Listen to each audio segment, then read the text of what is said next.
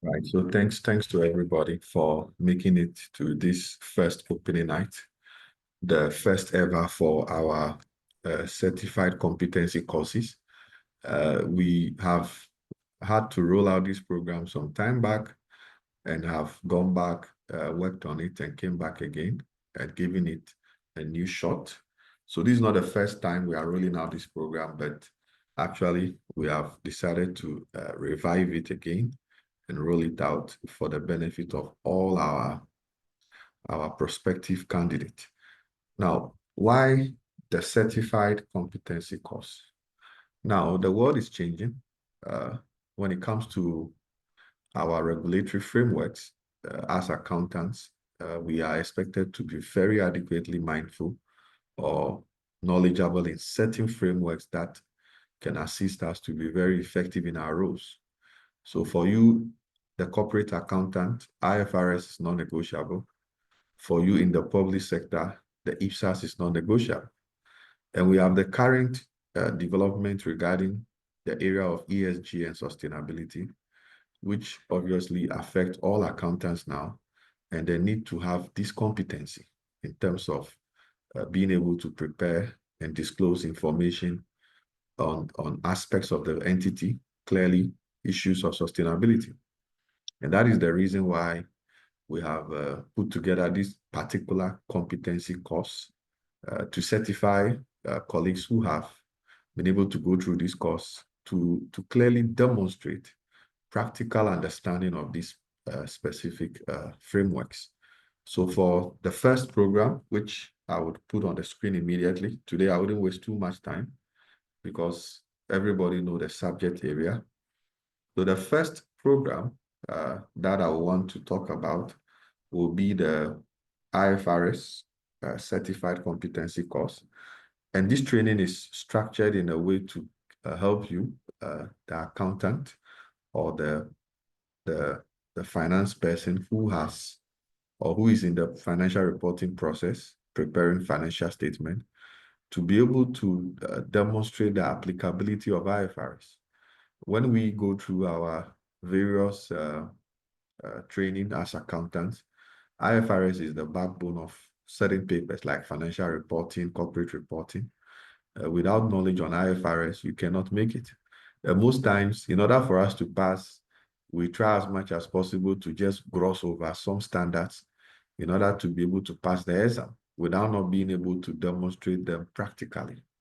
And that is the aim of this training program, to be able to give colleagues the needed competency in making or using these standards or applying them to various situations that you may have in the office, and being able to, in a nutshell, prepare disclosure notes specifically, which is very important for me because as accountants, having been able to prepare financial statement, your disclosures on the various IFRS is very important. Very, very important to be able to ensure that you have adequately disclosed all the key aspects of the key IFRS in your report. And obviously, we may not be able to touch all standards, but we aim to stress on the relevant ones that can assist you to function properly in your role. So we'll be looking at those that relates to the presentation of financial statement. We'll be also looking at those that relates to non-current assets, those that relates to issues of expenses, like you have employee benefits, you have those that relates to issues of lease liability, look at revenue, financial instruments, is that okay?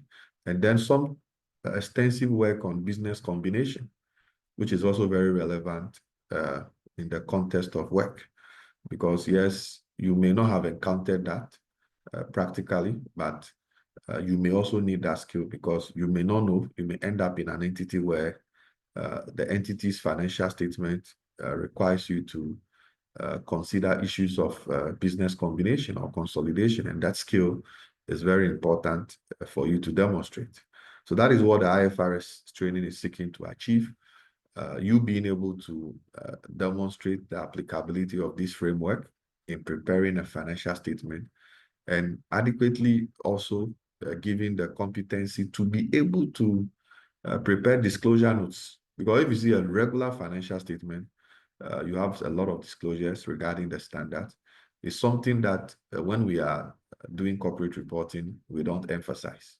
Most of the time, it's to do with the application of the standards to various scenarios. But being able to prepare disclosure note is something that we haven't taken note of, and that is one of the key issues that will be well discussed in the training.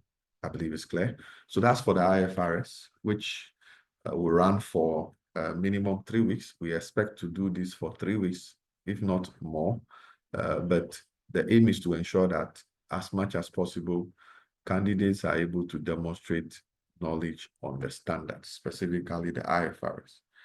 Right. So we also have the IPSAS program, which is not too different from the IFRS. The good news is that when it comes to IPSAS, they are bedfellows. The IPSAS as well as the IFRS are bedfellows, even though the IFRS is developed by the International Accounting Standard Board. The IPSAS is developed by the IPSAS board. Obviously, these two bodies, even though are differently supervised, because, for example, the IASB is supervised by the IFRS Foundation, whilst the IPSAS board is supervised by IFAC. That notwithstanding, these two bodies have collaborated, that is the IASB, as well as the IPSAS board have collaborated extensively to align the IPSAS with the IFRS. So in terms of the various IPSAS we have now, most of the IPSAS that has been developed are very much aligning with the IFRS. I believe it's clear. So I would actually say that for those who have registered on the IPSAS, one of the things I would say is that you would automatically be also be involved in the IFRS lecture so that we don't duplicate efforts. If there are certain aspects of the standard that obviously are the same as what we have under IFRS, we can do a joint session on that so that we don't duplicate effort. I believe it's clear. But yes, we would also take you through the rudiment of IPSAS, the applicability of it. Is that okay? First time adoption, being able to apply the IPSAS to various scenarios, exactly similar to what we'll be doing at the IFRS, looking at some case-by-case basis to demonstrate the application of IPSAS. Is that okay? So what we'll be doing for IPSAS may not be too different for what we'll be doing on the IFRS, because both are frameworks used for preparation of financial statement.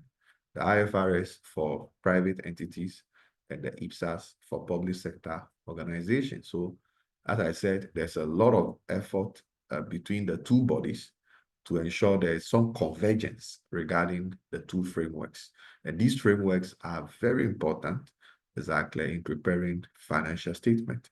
So basically, I must say that if you are joining IPSAS and also the IFRS, there's a lot we could share together in both instances, exactly. So let's all take note of that. So for IPSAS, I'll recommend it. For most of us who have qualified before the new syllabus, the good news is that we didn't have IPSAS at the level at which we have it now in the new ICAG syllabus, because IPSAS is now clearly tested for 20 marks in the current public sector accounting paper.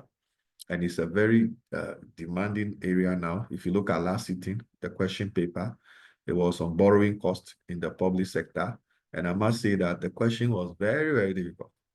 Okay, the requirement was very demanding for students to demonstrate the applicability of borrowing cost in the public sector. So it's not something I want you to take for granted.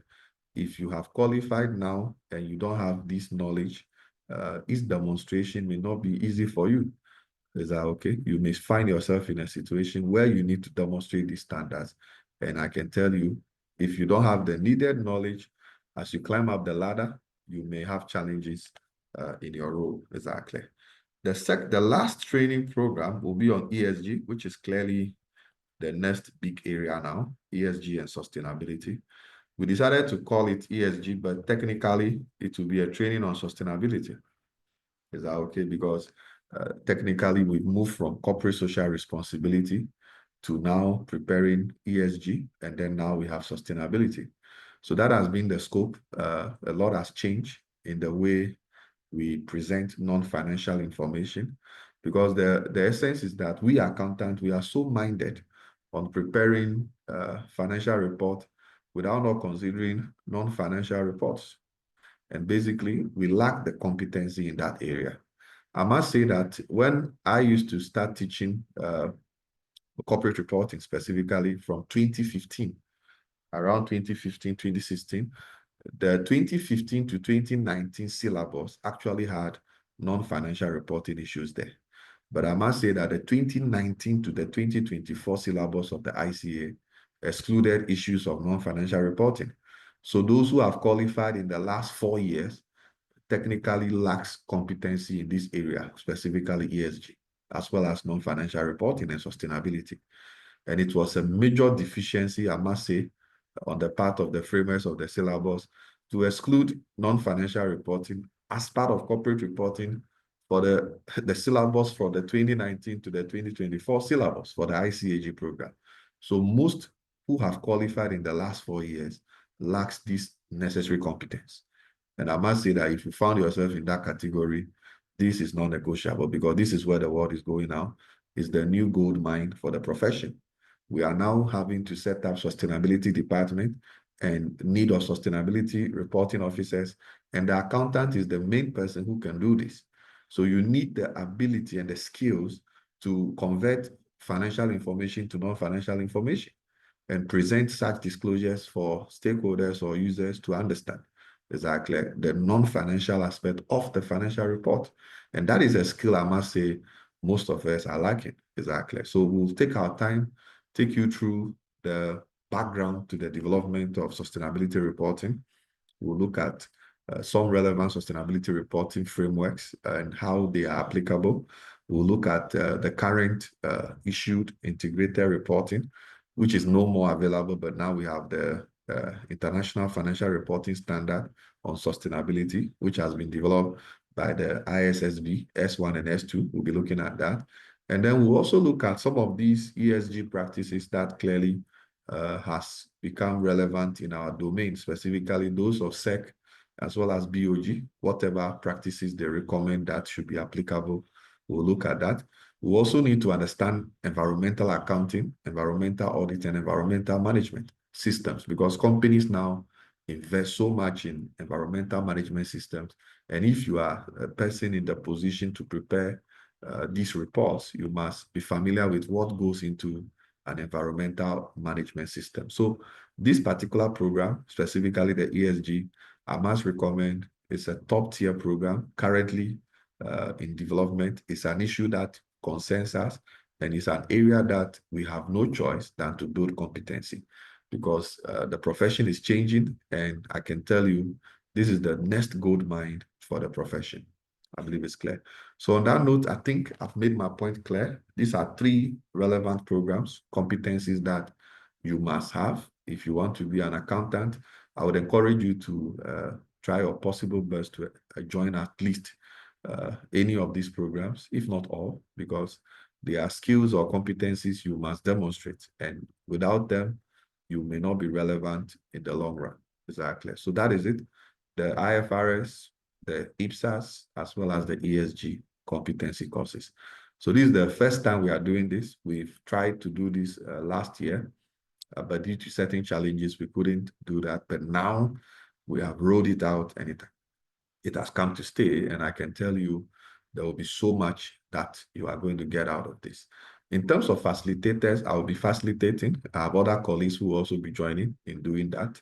So it's not just myself, but other colleagues will be assisting us to deliver the subject. And I can tell you, each of them will bring some insight in terms of industry and practice to bear on this particular training. And I can tell you, you will have a world-class training, but at a very moderate fee.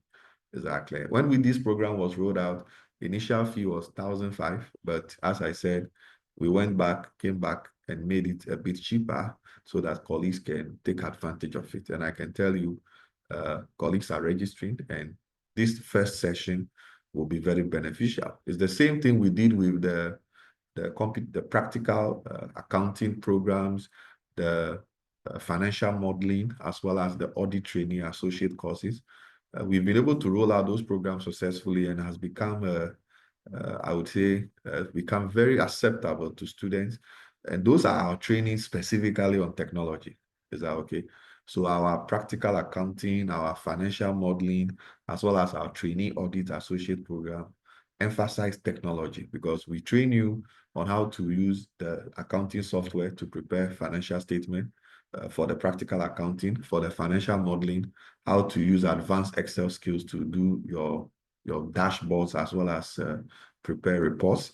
Then the trainee audit associates train you on the use of what? The audit software in performing the audit of a financial statement. So those other training emphasize technology. But these trainings are emphasizing competencies in the frameworks relevant for you to be a very good accountant. The IFRS, non-negotiable, the IPSAS, non-negotiable, and then the current development in the area of ESG and sustainability. Exactly. So that is it. I think the point has been well made. If you have any questions, why not? Today is a holiday. I won't take too much of your time. So you can put your questions. I've seen some people put the questions in the Q&A box. So somebody said, what is the timing for the IFRS course? It's in conflict with FR lectures on Saturday. So how do we do that both concurrently? So for that particular course, if you are a student already on our ICAG program, I'm sure that will be in conflict. Is that okay? Yeah, but as I said, this course is meant specifically for those who have qualified. Is that okay? I would expect that this course should be done by those who have qualified. If you haven't qualified, I wouldn't recommend it for you. That's the truth of the matter. This course is mainly for those who have qualified so that they can look at the practicality of what they've learned. Is that okay? Having gone through the ICAG program, they can get to a point where they can now demonstrate this knowledge from a practical perspective. Exactly. So that is it. Then we have another question where it says, please, may I know these programs will run one after the other? So they are all separately run on different days. So for example, the IFRS will be done in the mornings from 9 a.m. on Saturday, this coming Saturday, to 12 noon. So it's going to be for 3 hours this Saturday, 9 a.m. to 12 noon for the IFRS. For the IPSAS, it will be on Sunday, 3 p.m. to 6 p.m. That is this coming Sunday for the IPSAS. And then for the ESG will be Saturday evening, 6 p.m. to 9 p.m. Exactly. So that is in terms of the time. So none of the program is clashing. Is that okay? None of this program is clashing. Each of them will be done at separate times. Exactly. Somebody said, is there any flexible payment terms? Yes. If you need any flexible term of payment, you can reach out to me. Why not? We can negotiate something. If you're an alumni, I would give you a discount to join us.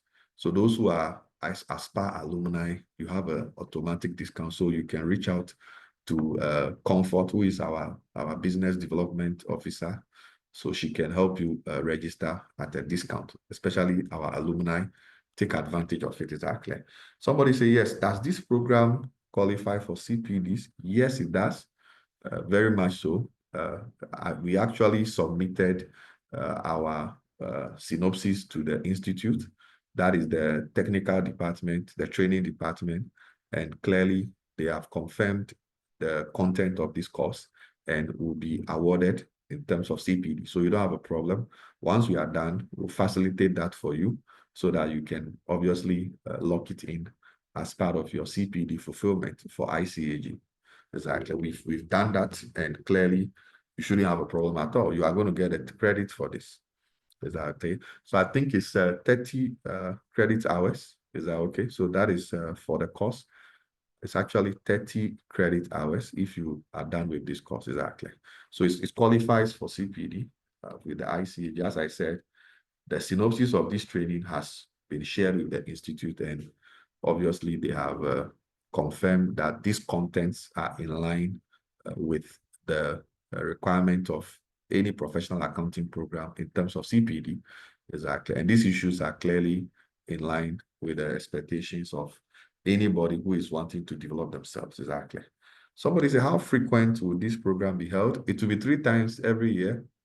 So like we always have for our other training programs, those that emphasize technology, the same way this program will also be running uh, for 3 times in the year. Our financial modeling, practical accounting, and training audit associate course normally runs in the month of March, July, and then what's the name, November. So normally 3 times a year. So we expect to also run this for 3 times in the year. This is the first session, which is happening in the month of May. So possibly in the next 3 months, we'll run up with the next session. Exactly. So kindly take note of that, okay? Right. So these are the questions I have. If you have any more questions, why not you could ask? Or if you want to ask a question directly, also you can raise up your hand and I'll allow you to speak. If you have any questions to me specifically, why not you could raise up your hand and I'll allow you to speak. Right. So I think that is it. Most of us are sharing our questions in the Q&A box. So somebody say, please, how would you get the certificates to those of us who are not in Accra? I think for now, our certification for our training programs are done using we have a particular software that issues certificates automatically to all participants. Is that okay? But if you want the hard copy version, you can always reach out to us and we can get it to you. We have a dispatch arrangement where we can get anything to you at any part of the country, so it shouldn't be a problem. So if you want the hard version of the certificate, we can arrange it for you to obtain it. Exactly. So it shouldn't be a problem at all. But preferably, we now use a software to issue our certificate so that we can easily keep record of it. And especially for most of us who now use our LinkedIn account to promote some of these certifications, that's why now our certificates are mostly online certificates, exactly. But if you want a hard copy, we can obviously get it for you. It shouldn't be a problem at all. Somebody say, how do I register? You can register through our mobile application. When you go to our mobile app under executive training, when you visit the mobile app, search for executive training under the menu bar. And once you visit there, you can register under executive training. Is that okay? So you can do that, okay?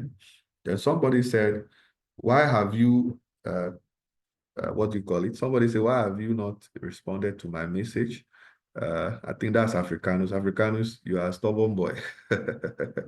Why not? I will respond to you. Shouldn't be a problem.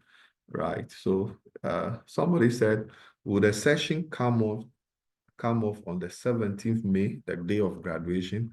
I think we have that in mind. It shouldn't be a problem because I know some people are obviously graduating on the 17th. So we'll surely make some arrangement for that.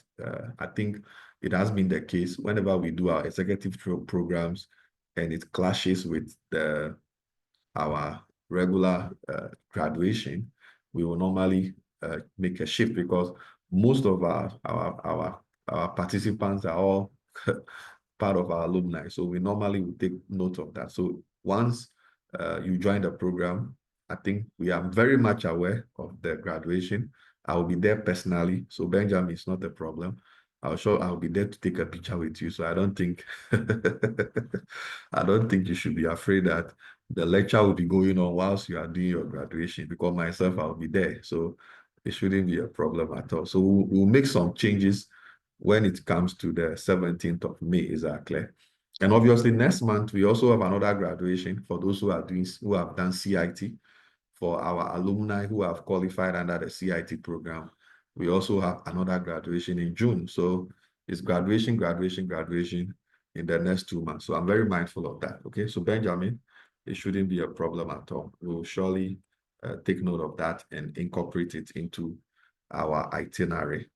Yeah, somebody said, I'm not fully qualified, even though in practice, I'm available to take the course. Can I join? Yes, why not? As I said, I would have preferred that participants should be qualified. But if you are somebody who already plays a significant role in the financial reporting process, I wouldn't mind. You can join. Exactly. I don't want people who have no practical experience in the financial reporting process. But if you are really, even though you are not qualified, but you are playing a significant role in the financial reporting process, you are obviously a good candidate for the course. Exactly. So why not? You can join NI Edu. It shouldn't be a problem at all. Exactly. So I'll take some people who want to ask direct questions. You can raise your hand and I'll allow you to speak, and then maybe we can wrap up on that note. Anybody who wants to ask a direct question? Benjamin, it's been a while. I hope you are doing well. Right. Yeah, So we are doing Benjamin, well. hope you are fine. We are going to meet on 17th to take some bottles. Or It is well. When you say you don't take bottles, right? Benjamin, you say you don't. Why are you now interested in the bottles? It is well. So Benjamin is a good friend. He's going to graduate on the 17th. So somebody says, sir, will the section be recorded? Yes, that is something that is very much as part of the process. So the sessions will be recorded. Is that okay? And the videos will be made available to you in the mobile application. The good news is that you have access to the videos for 1 full year. Is that okay? So the videos will be made available to you for 1 whole accounting year. So from the start of the program, it's going to be a full year access to the videos, so that even if you miss out on the sessions, you can use it for refresher. Is that okay? Or you can, even when after the lectures or after the session, you need to refer to certain things, you can always go back and play back some of the videos to catch up. It shouldn't be a problem at all. Exactly. So that is it. So it's a good question. Thank you, Richard, for that question, because I may have not mentioned it. So every session is recorded, like we always do for our various professional programs. So we record every session and they will definitely be made available to you on our mobile application. One good thing about our mobile application is that the videos on the application, whenever you download them, you can stream them without internet. So if you should download them in your mobile app, you can always play it as frequent as possible without the need for the use of internet. Exactly. So that is it. So it's good you asked that question, and I thank you for that reminder. Good. Somebody said, please, can the IFRS program time be looked at again, said on Saturday evening? Okay, the challenge is that we also have the ESG training on Saturday evening. Is that okay? So we can run both at the same time. Exactly, because we have the ESG running Saturday evening, whilst the IFRS is in the morning on Saturday. Is that okay? So that will be the challenge. Is that okay? But if we meet as a class, why not?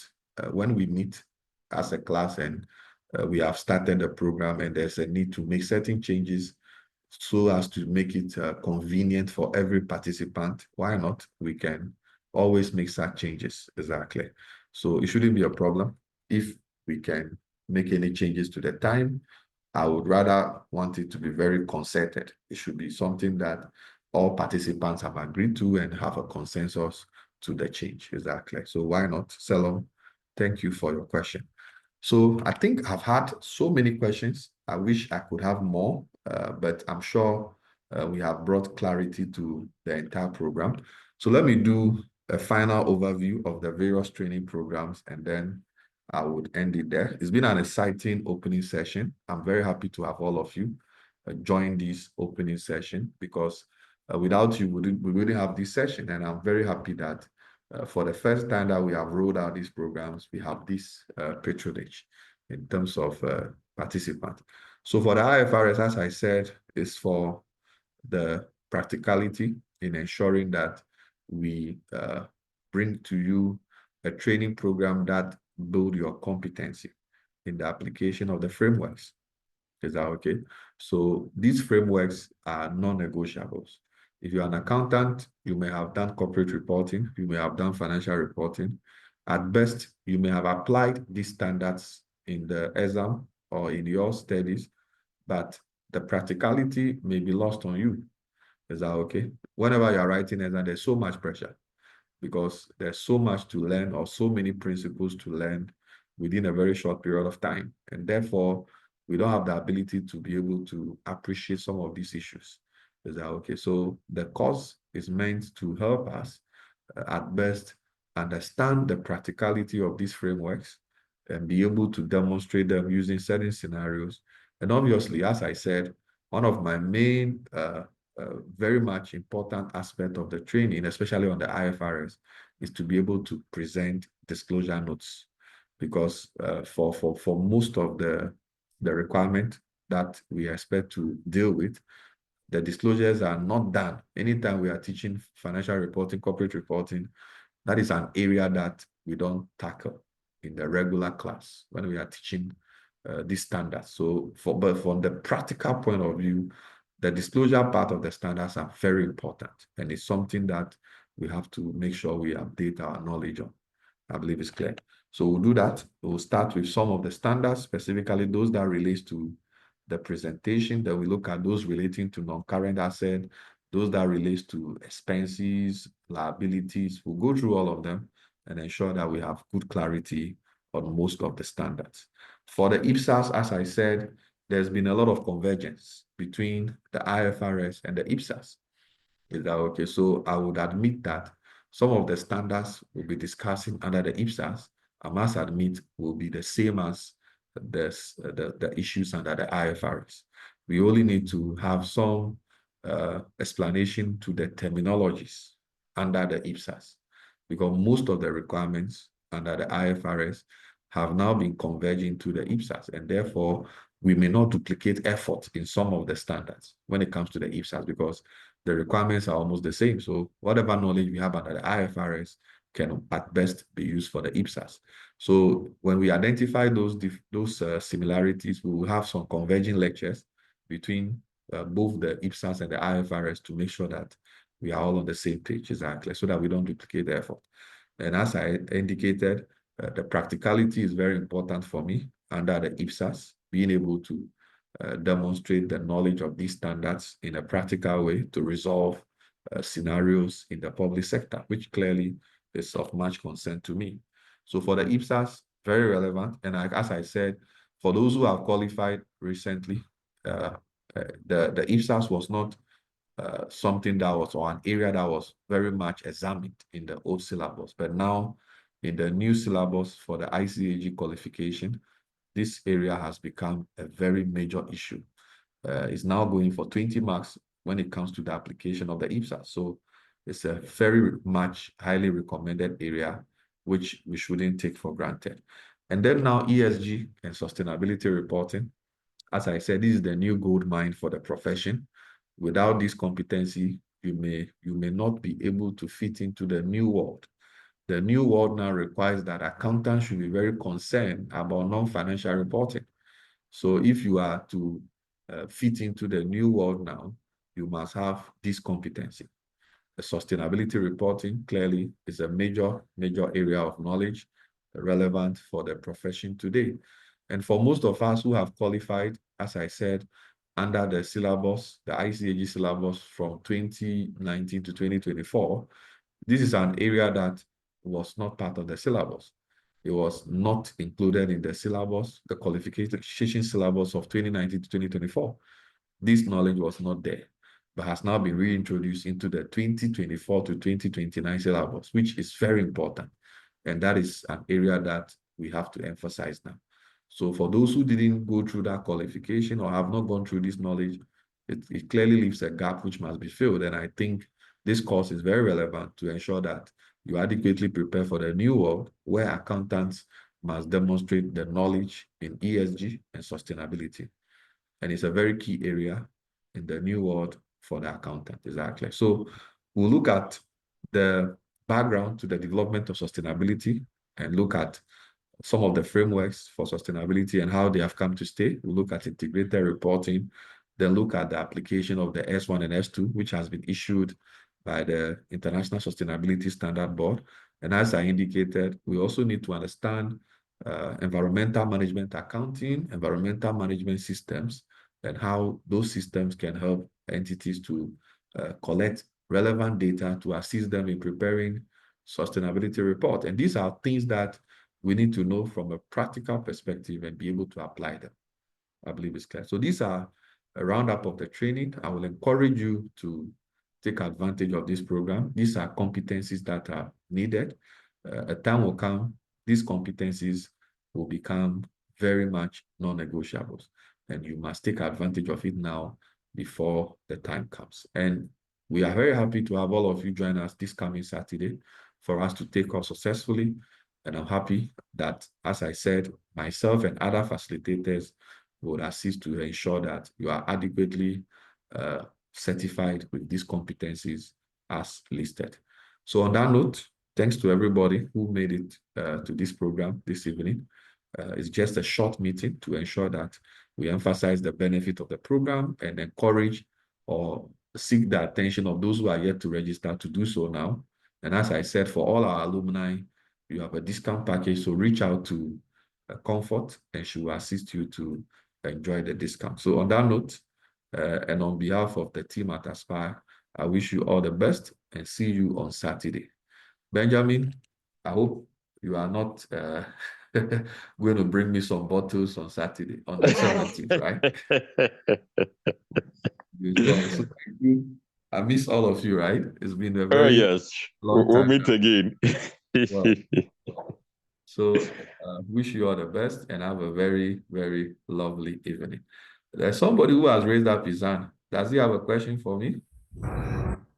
Sally, Yes, madam. hey, it's Comfort too. It's been Hey, a Auntie very long Comfort. time. It's good to hear your voice. I miss this voice. It And is thank you well. so It much. is well. Thank you also. So we'll meet again. Okay. So thanks to Sure. everybody and have a lovely evening. Bye-bye. Bye bye. Bye.